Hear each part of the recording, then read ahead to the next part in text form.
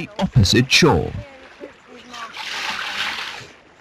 Okay, jib down. Go do this one. Keep that one in. Go and help him drop the jib. The first action is to drop the sails as quickly as possible. In this case, the wind can only drive the boat further towards the land and shallower water. Don't worry about tidying it up. Pull the mainsail down now.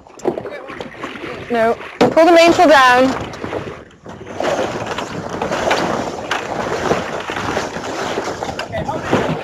Hold it. Speed is essential, particularly on an ebbing tide, when every minute means a few inches less water. Okay. Yep. Everybody all right? Now grip the boom and hang on to one another.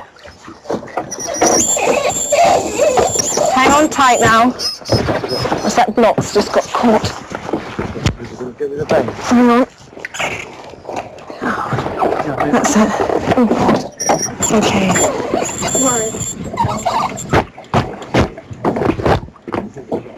Right, I'll just stick her in the reverse and see if it can come off.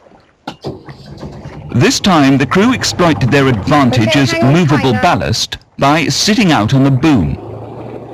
This creates a surprising amount of heel on the vessel and successfully reduces the draft. Now, using the engine, the boat can carefully be reversed into deeper water. I think we're okay, actually.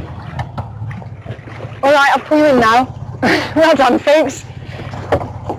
Heave ho. That's about it. Most people have their favourite way of dealing with going aground, but all depend on practice and prompt action, particularly if the incident occurs on a falling tide.